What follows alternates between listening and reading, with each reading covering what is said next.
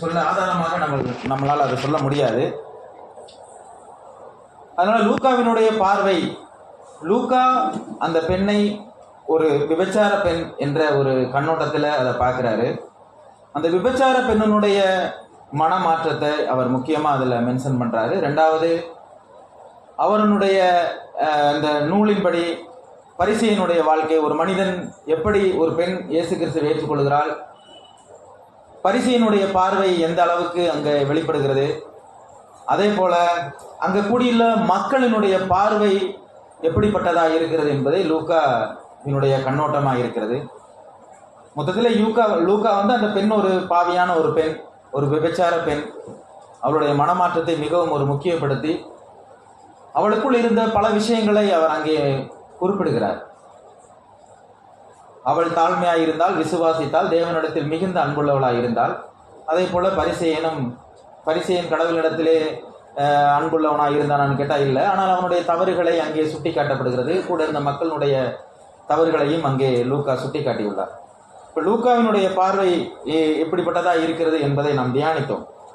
அடுத்தாக நாம் இந்த வசனத்துக்குள்ளாக முழுமையாக நாங்கள் இந்த பகுதியை தியானிப்போம்.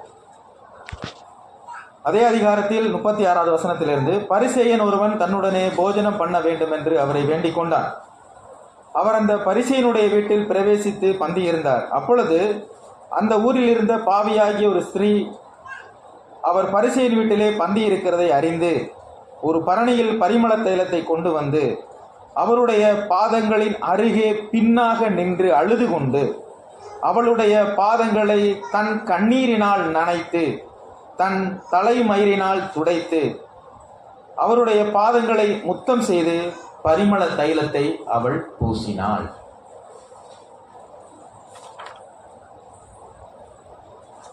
இயேசு கிறிஸ்து எங்க போனார் அப்படின்னு கேட்டீங்கன்னா, பரிசேயனுடைய வீட்டில் சாப்பிட்றதுக்கு போயிருக்காரு. அந்த பரிசேயன் வந்து இயேசு கிறிஸ்துவை சாப்பிட கூப்பிட்டதுன்னா அவர் சாப்பிட போயிருக்காரு. இயேசு கிறிஸ்து வந்து பார்வையில் பார்த்தீங்கன்னா, வெறுமனையே அவர் வந்து பரிசேயனுடைய வீட்டில் மாத்திரமல்ல, அங்கே இருக்கக்கூடிய பாவியான மக்களோடு கூட அவர் உணவருந்தினார். சகையனுடைய வீட்டிலே அவர் உணவருந்தினார். பேதுருவினுடைய மாமியின் வீட்டிலே உணவருந்தினார். ஆயக்காரர்களோடும் பாவிகளோடும் அவர் அமர்ந்து அவர் என்ன செய்தார்னா அவர் உணவருந்தினார். இப்போ உணவு என்பது ரொம்ப ஒரு முக்கியமான ஒரு விஷயமா இருக்கு. இயேசு கிறிஸ்து அதுக்கு முன்னாடி உள்ள வசனத்தை 2 வசனத்தை முன்னாடி வச்சிங்கன்னா, அவர் போஜனம் பண்ணும்படி மனுஷகுமாரன் வந்தார் அப்படிங்கிறார்.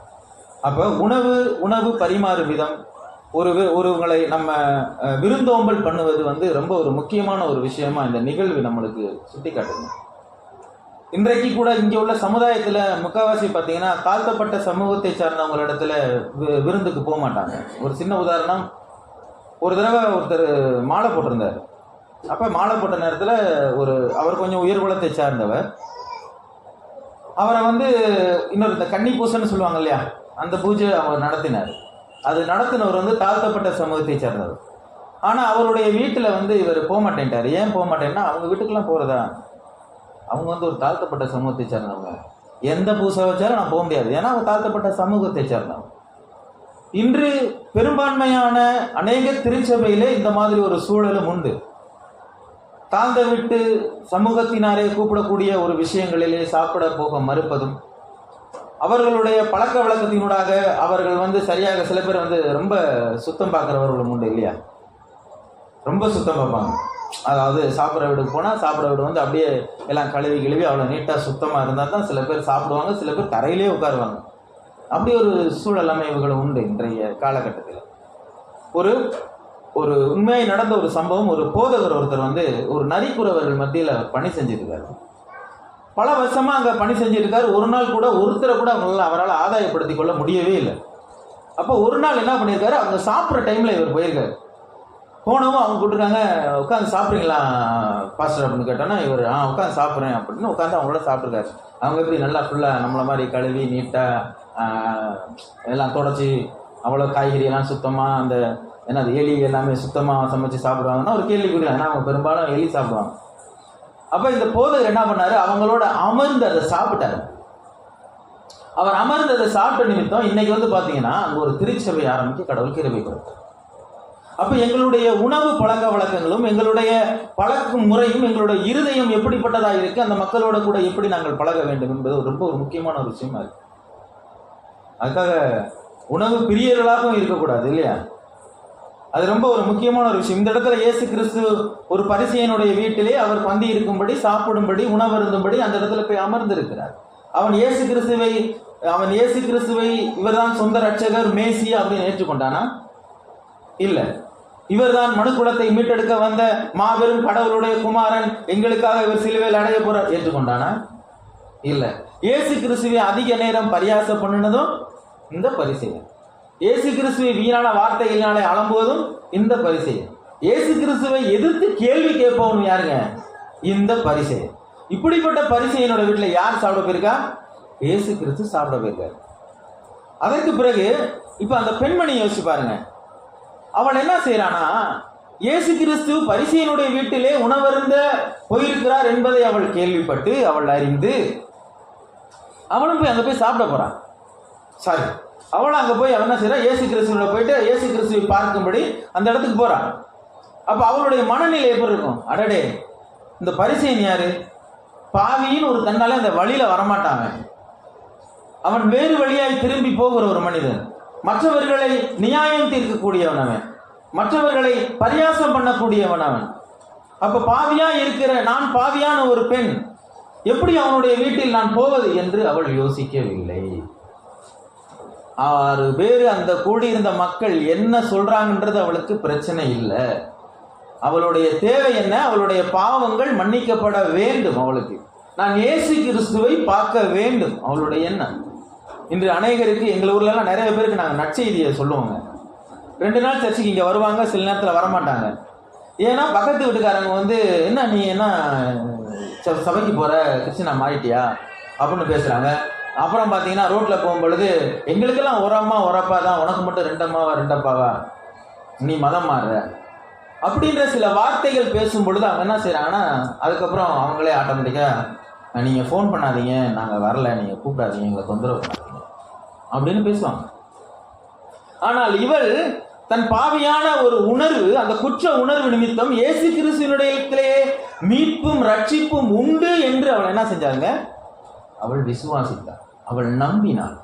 இன்னொரு பக்கம் பார்த்தீங்கன்னா, அவ போயிட்டு இயேசுவுக்கு பின்புறமாகத்தான் இருந்தாலே தவிர இயேசுவுக்கு முன்புறமாக அவள் இருக்கவில்லை. அப்ப பின்புறமாக இருக்கும் பொழுது எப்படி அழுக முடியும்?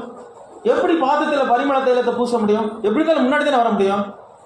ஆனா அந்த இதுல இருக்கு, அவள் பின்பதாக நின்று இயேசுவிற்கு பின்பதாக நின்றாள். தன்னை எந்த அளவுக்கு தன்னை தாழ்த்துகிறாள்.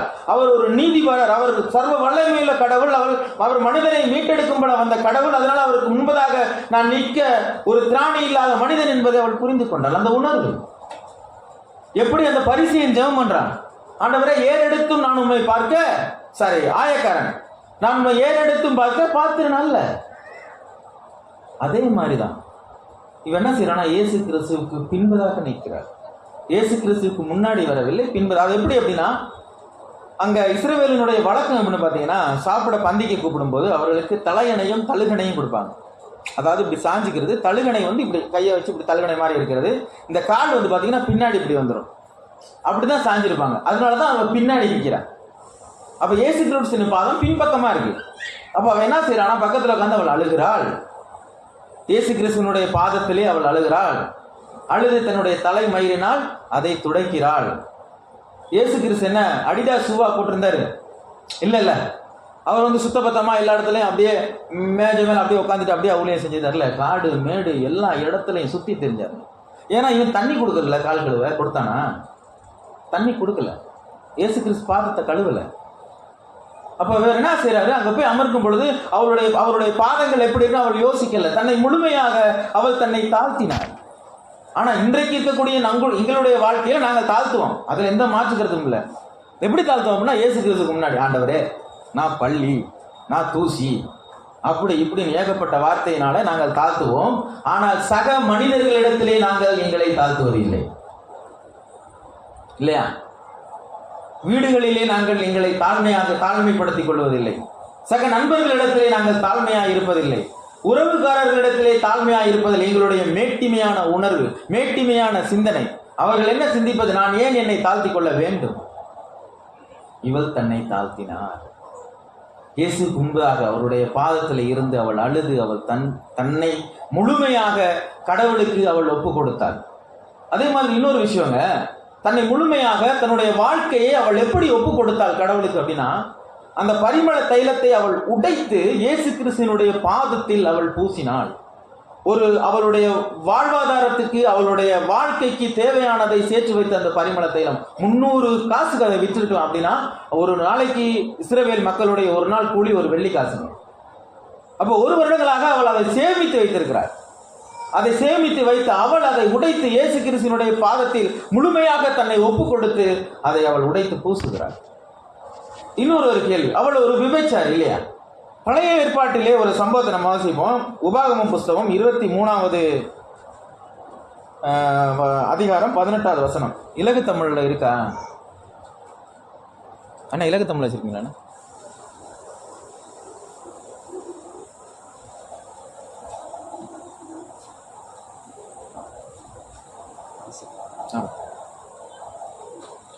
மற்றதுலேயும் வாசிங்க. ஒரு 23வது அதிகாரம் 18வது வசனம். உபாகமம் 23:18.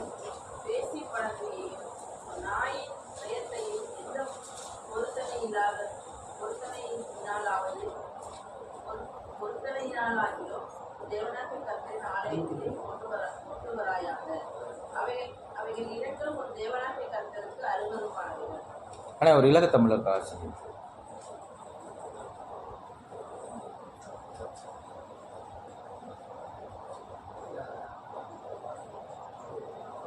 23:18.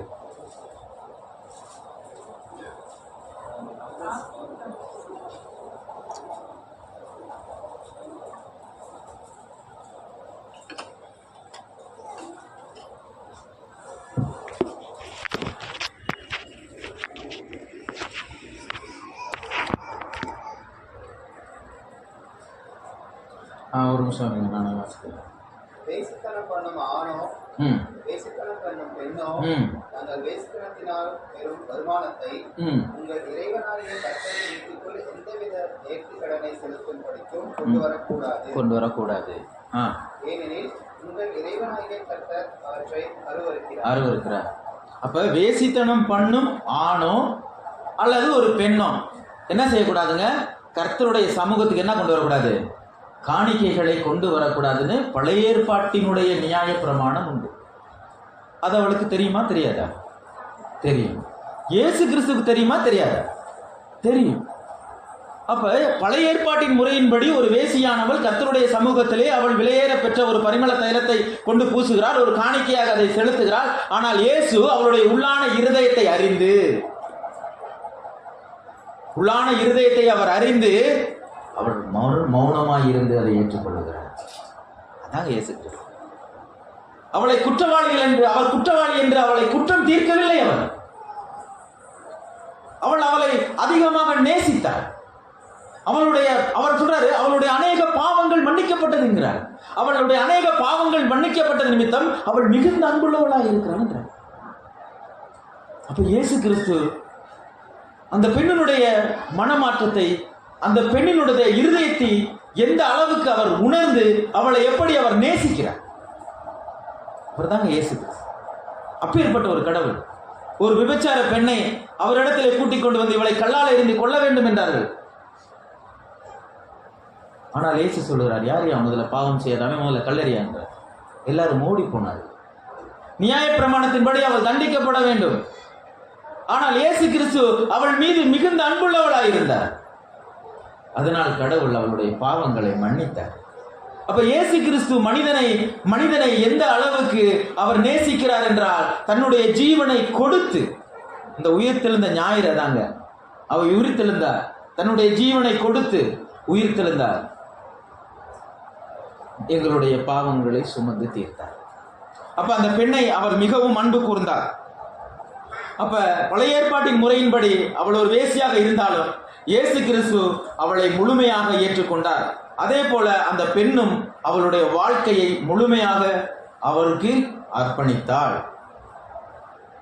அதே போல நாங்களும் மாய்மாலமாக வாழாமல், மாய்மாலம் உள்ளவர்களாக, பொய் கிறிஸ்தவர்களாக இருக்காமல் நாங்களும் எங்களுடைய பாவங்களை எப்போதும் உணர்ந்தவர்களாக, நன்றி உள்ளவர்களாக நாம் இருக்க வேண்டும். இயேசு கிறிஸ்துவை நான் நேசிக்கிறேன், உண்மைதான். அதே போல நீ பிறனையும் நேசி என்கிறார் இயேசு கிறிஸ்து. பிறனிடத்திலும் நீ அன்பு செலுத்து என்கிறார். உங்களிடத்திலே, உங்களுடைய உறவு முறைகளிடத்திலே நீங்கள் அன்பு செலுத்துங்கள் என்கிறார். அவருடைய பாவங்களை நீங்கள் மன்னியுங்கள் என்கிறார். நான் உங்களை மன்னித்தது போல, அந்த பெண்ணை எப்படி இயேசு கிறிஸ்து மன்னித்தாரோ அதே போல நாமும் பிறரை மன்னிக்க கூடிய மனப்பாங்கிலே இருக்க வேண்டும்.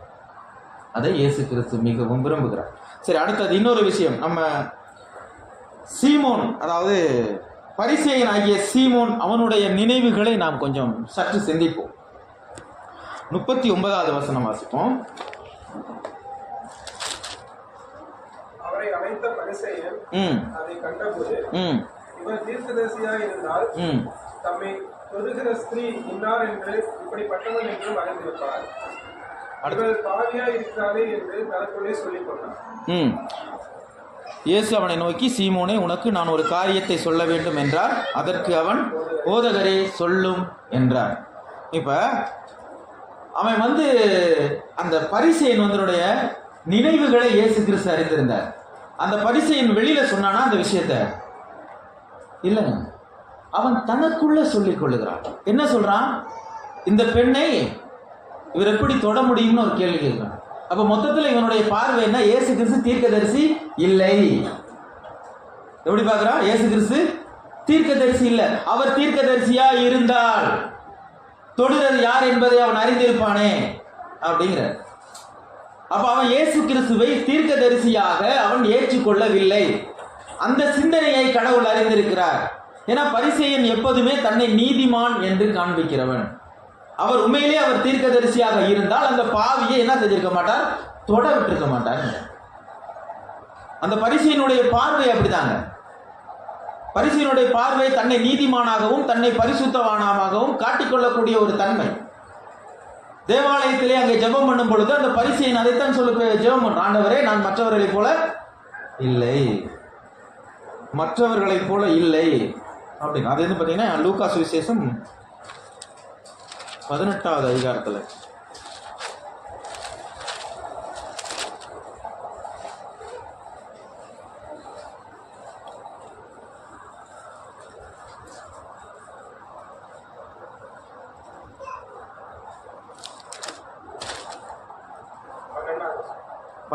இல்லையா? தேவனை அதிகாரர், அநியாயக்காரர், விபச்சாரக்காரர் ஆகிய மற்ற மனுஷரை போலவும் இந்த ஆயக்காரனை போலவும் இராததினால் உபயோகிக்கிறேன். வாரத்தில் 2 தரம் உபவாசிக்கிறேன். என் சம்பாத்தியத்தினால் தசம பாவம் செலுத்த வருகிறேன் என்று தனக்குள்ளே ஜெபம் பண்ணினான். அப்ப ஆயக்காரன் எப்படிப்பட்ட ஒரு சிந்தை உள்ளவனா இருக்கிறான்?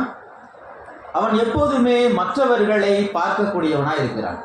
இன்று அநேகர் திருச்சபைக்கு வரும்போது கூட மற்றவர்களை கவனிக்கிறவர்களும் உண்டு இல்லையா? இவங்க எப்படி ஜெபம் பண்ண முடியும்? ஏன்னா அவங்களுடைய சில விஷயங்களை இவர் அறிந்திருப்பாங்க. மற்றவர்களை பார்க்கிறவர்களா இருப்பாங்க. இவெல்லாம் போய் ஜெபம் பண்றான் பாருங்க, இவெல்லாம் போய் எப்படி பைபிள் வாசிக்கிறாங்க அப்படின்னு மற்றவர்களை குறை சொல்லக்கூடிய மக்களாக இன்று நாங்கள் எங்களை காண்பிக்கிறோம். இன்றைக்கு அப்படிப்பட்ட மக்களும் திருச்சபையிலே உண்டு. இன்றைக்கு கடவுளுடைய வார்த்தையை பேசும் பொழுது அந்த வார்த்தை எனக்கு பேசப்படுகிறதா என்று கூட இன்றைக்கு சிந்திக்காத மக்களும் உண்டு. இன்னைக்கு கிறிஸ்டினா ஒரு சாட்சி சொன்னாங்க அப்படின்னா, யூத் மீட்டிங்ல அந்த பேசுகிற ஒரு வார்த்தையும் தனக்கு சொன்னது போல இருந்தது என்று சொன்னாங்க. அது ரொம்ப ஒரு அருமையான ஒரு விஷயம். இலங்கையிலே நாங்கள் எங்களுடைய திருச்சபை முடிச்சதுக்கு அப்புறம் நாங்கள் வீட்டுக்கு போவோம். வீட்டுக்கு நானே, எங்கள் அம்மா, எங்கள் அம்மம்மா எல்லாருமே உட்காந்துருப்போம். அப்போ எங்களை சுற்றி சொல்லுவாங்க, சார் இன்னைக்கு கொடுத்த மெசேஜ் பூரா அவங்க சொல்ல சொல்ல சொல்ல அப்படியே அம்மா உங்களுக்கு தாம்மா, அவர் சொல்ல சொல்ல உங்கள் ஞாபகம் தான் வந்துச்சு. அதில் இன்னொன்று சொன்னார் பாரு பிரகாஷ், அப்போ உன் ஞாபகம் வந்துச்சு அப்படின்வாங்க. அப்போ மொத்தத்திலே கடவுள் அவர்களோடு பேசவே இல்லைங்க. இன்னைக்கு அது மாதிரி தாங்க இன்னைக்கு திருச்சபையிலே வாழக்கூடிய மக்கள். இன்றைக்கு அநேக விஷயங்களை நாங்கள் அறிந்திருக்கிறோம். மற்றவர்களை குறித்து நாங்கள் பல விஷயங்களை கேள்விப்பட்டிருக்கிறோம். அப்ப பிரசங்கம் பண்ணும் பொழுது எங்களுடைய சிந்தனை எல்லாம் வந்துடும் அப்படின்னு பாத்தீங்கன்னா, இன்னைக்கு அவருக்கு தான் இந்த மெசேஜ், நமக்கு கிடையாது. கடவுள் நம்மளோட பேசல, அவங்களோட பேசிட்டு. இப்படி மற்றவர்களை பரிசேயர்களைப் போல நாங்களும் நியாயம் தீர்க்கிறவர்களாக, குற்றம் சாட்டுகிறவர்களாக எங்களுடைய வாழ்க்கையும் அது மாதிரி இருக்குது என்பதை நாங்கள் என்ன செய்யறோங்க, மறந்து போய்விடுகிறோம். அதுக்காக தான் கடவுள் அவருக்கு ஒரு ஊமையான ஒரு கதை சொல்றாருங்க. அந்த வசனத்தை கொஞ்சம் வாசிப்போமா? 41, 42 வாசிங்க. அப்பொழுது அவர் ஒருவரிடத்தில் 2 பேர் கடன் பட்டிருந்தார்கள். ஒருவன் 500 வெள்ளிக்காசும் மற்றவன் 50 வெள்ளிக்காசும் கொடுக்க வேண்டியதாயிருந்தது. கொடுக்க அவர்களுக்கு நிர்வாகம் இல்லாத போது இருவருக்கும் கடனை மன்னித்து விட்டார். இப்படி இருக்க அவர்களில் எவன் அவரிடத்தில் அதிக அன்பாயிருப்பார், அதை சொல் என்றார். இப்போ கடவுள் பாத்தீங்கன்னா 2 நபர்களை குறித்து அங்க சீமோன்ட்ட பேசுறாரு. ஆனா 2 பேருமே யாருங்க, கடன்காரர்கள் தான். 2 பேரையுமே பாவின்னு தான் அங்க சொல்றாரு. ஒருத்தர் மட்டும் அங்க பாவின்னு சொல்றாரா? இல்ல, 2 நபர்களுமே அங்க பாவம் செய்த நபர்களாக இயேசு கிறிஸ்து சீமோனிடத்திலே சொல்லுகிறார். இயேசு கிறிஸ்து சீமோனை குறித்து பேசும் பொழுது நீயும் பாவி என்கிற விஷயத்துல தான் அந்த இடத்துல பேசுகிறார். 2 பேர் கடன் பட்டு இருந்தார்கள். ஒருவன் 50 வெள்ளிக்காசும் இன்னொரு 500 வெள்ளிக்காசும் பெற்றிருந்தான். கொடுக்க இருவருக்குமே திராணி இல்லை. ஆனால் கடவுள் அதை மன்னித்து விட்டார் அவருடைய பாவங்களை என்ற விஷயத்தை அங்கே சீமோனுக்கு அவர் பேசுகிறார். ஆனால் அதை சீமோன் உணர்ந்து கொள்ளவில்லை. அவன் தன் பாவ மீட்பை, இயேசு கிறிஸ்து தான் என்னுடைய வழி, அவர் என்னுடைய பாவங்களுக்காக அவர் மரிக்க போகிறார், என்னுடைய பாவங்களை மன்னிக்கக்கூடிய ஒரே ஒரு நபர் அவர் மட்டும்தான் என்பதை அவன் என்ன செய்யலங்க, அவன் கடைசி வரையும் அவன் ஒத்துக்கவே இல்லைங்க. அதே போல இயேசு கிறிஸ்துவும் அவனுடைய தவறுகளையும் அங்கே சுட்டி காட்டுகிறார். நீ என்னை கவனிக்கவில்லை என்கிறார். நான் வந்தேன் உன்னிடத்தில், ஆனால் நீயோ எனக்கு தண்ணீர் தரவில்லை, என்னை முத்தம் செய்யவில்லை. அவனுடைய குறைகளை அங்கே இயேசு கிறிஸ்து சுட்டி காட்டுகிறார். அது அவனுடைய குறை. அப்ப இயேசு கிறிஸ்து அநேக நேரங்களிலே எங்களுடைய குறைகளையும் எங்களுடைய இருதயத்தில் இருக்கக்கூடிய குறைகளை சுட்டி காட்டிக்கொண்டே இருக்கிறார் பரிசுத்த ஆவியானவர். ஆனால் நாங்க என்ன செய்யறோம் என்றால், அந்த பரிசுத்த ஆவியினுடைய சத்தத்துக்கு எங்களை நாங்கள் முழுமையாக ஒப்பு கொடுத்து மனமாற வேண்டிய விஷயங்களை நாங்கள் மனமாறுவது இல்லைங்க. கடவுள் பேசுகிறார், கடவுளை நாங்கள் அற்பமாய் எண்ணுகிறோம். கடவுளுடைய வார்த்தையும் கடவுளுடைய பிரசன்னத்தையும் உணரக்கூடிய நாங்கள் கடவுளுடைய வார்த்தையை நாங்கள் அற்பமாய் எண்ணுகிறோம். கடவுள் ஒரு நேரங்களில் எங்களுடைய இருதயத்தில் எங்களுடைய பாவங்களை அவர் உணர்த்துகிறார். உணர்த்தும் பொழுது அதற்கு நாங்கள் செவி கொடுப்பதில்லை, அதற்கு நாங்கள் கீழ்ப்படிவதில்லை. எங்களுடைய இருதயத்தை முழுமையாக, ஆண்டவரே நீங்கள் சொல்வது உண்மை, நான் பாவியான மனிதன் என்பதை நாங்கள் ஒற்றுக்கொள்வதில்லை. அப்ப கடவுள் எதை ஒரு மனிதனிடத்தில் எதிர்பார்க்கிறார்? மனமாற்றத்தை தான் எதிர்பார்க்கிறார். அப்ப அங்க இருக்கக்கூடிய சீமோன் பரிசேயன், அவன் மனமாற்றம் இல்லை. நீதிமானுக்கு எதுக்கு, நான் நீதிமான், எனக்கு எதுக்கு பாவ மன்னிப்பு? இன்று ஒரு சில நபர்களிடத்திலே நாங்கள் பேசும் பொழுது பாவ மன்னிப்பை குறித்து போது, நான் என்ன பாவம் பண்ணேன்னு ஒரு கேள்வி கேட்பாங்க. நான் என்ன பாவம் பண்ணேன்? நான் எந்த பாவமும் செய்யலை. நான் எதுக்கு இயேசு கிறிஸ்து வரணும், இயேசு கிட்ட வரணும்? நான் எதுக்காக பாவ மன்னிப்பு வாங்கணும்? 80 வயசுங்க ஒருத்தர், ஒரு பெரியவர், அவர் நினைச்சு, நான் அதெல்லாம் ஒரு பாவம் செய்யலை, நான் எதுக்கு பாவம் செஞ்சேன்? மனிதன் தன்னுடைய பாவத்தை ஒற்றுக்கொள்ள முடியாத ஒரு கடினத்தன்மையிலே மனிதன் வாழுகிறான். பரிசேயனை போல வாழுகிறான். பரிசேயனுடைய இருதயம் அப்படிதான் கடினப்பட்ட ஒரு இருதயமா இருந்தது. மீட்பு கடவுளிடத்தில் உண்டு என்பதை மனிதன் மறந்து போகிறான். இந்த உயிர்த்தெழுந்த ஞாயிறிலே கடவுள் மனிதனுடைய பாவங்களுக்காக மரித்து 3ஆம் நாள் உயிர்த்தெழுந்தார். எங்களுடைய பாவங்களுக்கு மரித்து நாங்கள் நீதிக்கென்று பிழைத்திருக்கும்படி அவர் செய்கிறார். அந்த நீதிக்கென்று பிழைத்திருக்கிற விஷயத்திலே பரிசுத்த ஆவியானவர் நீதியாகவும் பரிசுத்தமாகவும் நாங்கள் வாழும்படி எங்களுக்கு அவர் அதை உணர்த்துகிறார். ஆனால் நாங்களோ உணர்வில்லாத மக்களாக பரிசேயனை போல வாழ்ந்து பரிசேயனை போல மரித்து விடுகிறோம். எங்களை நாங்கள் பல விஷயங்களிலே நாங்கள் ஆராய்ந்து பார்க்க வேண்டும். கடவுள் எந்தெந்த காரியங்களில் எங்களோடு கூட பேசுகிறார் என்பதை நாங்கள் உணர்ந்து கொள்ள வேண்டும். அதே போல இன்னொரு விஷயம், அந்த கூடியிருந்த அந்த மக்கள் அவங்க எப்படி தெரியுமா சிந்திக்கிறாங்க? கடவுள் சொல்றாரு, இவருடைய அநேக பாவங்கள் இவளுக்கு மன்னிக்கப்பட்டதுங்கிறாரு. ஆனால் அங்க இருக்க கூடியிருக்கிற அந்த மக்கள் சொல்றாங்க, இவருடைய பாவங்களை மன்னிப்பதற்கு இவர் யார்? யார் இவருக்கு இந்த அதிகாரம் கொடுத்தது?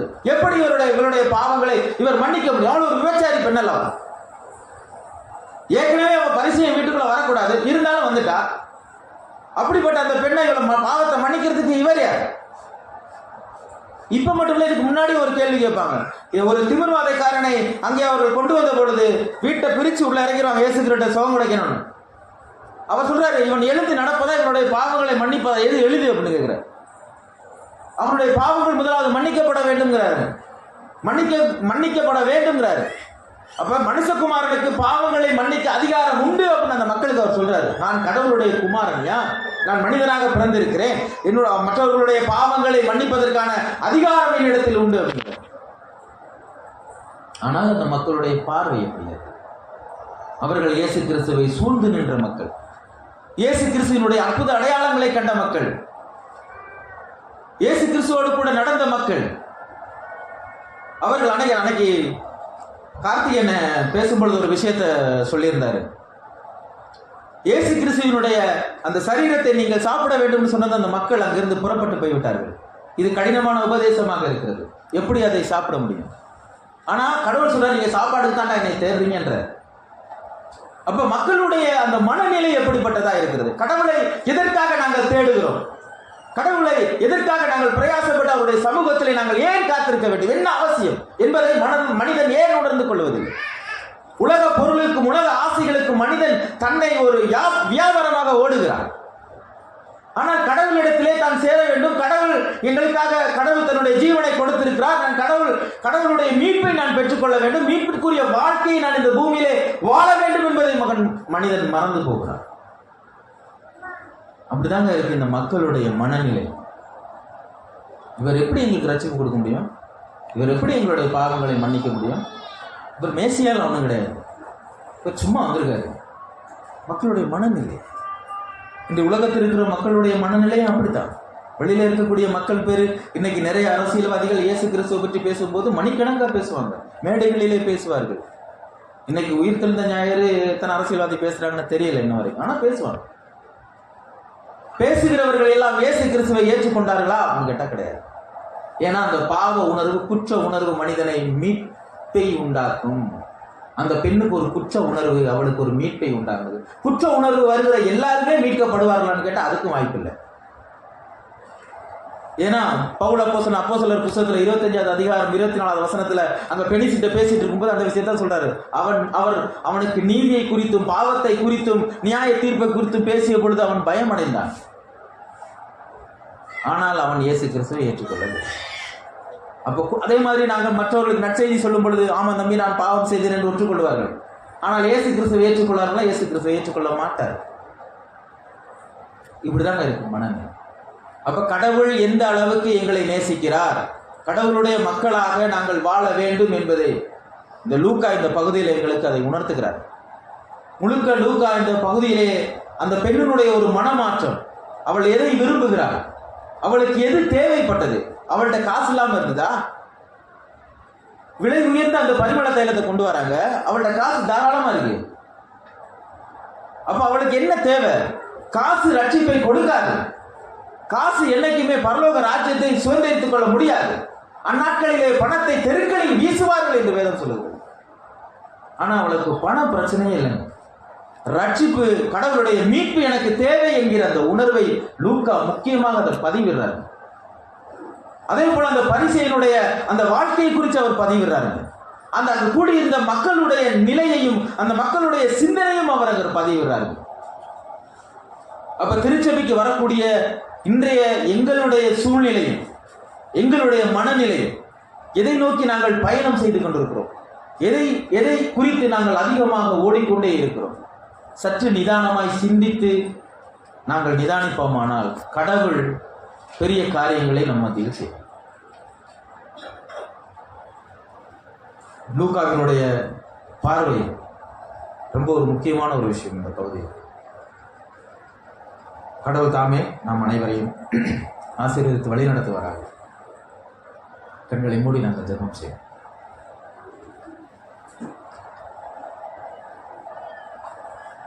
நன்றி நல்ல தகப்பனே, கிருபையில் ஐஸ்வர்யம் உள்ள நல்ல ஆண்டவரே, உமக்கு நன்றி செலுத்துகிறேன். உம்முடைய மாபெரும் கிருபையினாலே நாங்கள் இந்த இடத்தில் கூடி நிற்கிறோம் ராஜா. நாங்கள் அந்த பரிசேயனை போல மற்றவர்களை நாங்கள் நியாயம் தீர்க்காமல், பரிசேயனை போல மற்றவர்களை பாவி என்று குற்றம் சுமத்தாமல், நான் உண்மையிலே நான் ஒரு பாவியான மனிதன், எனக்காக ஒரு மனம் திரும்புதல் வேண்டும் என்று அந்த பெண் நினைத்தது போல நாமும் நினைக்க எங்களுக்கு கிருபை கொடுக்கிறாச்சா.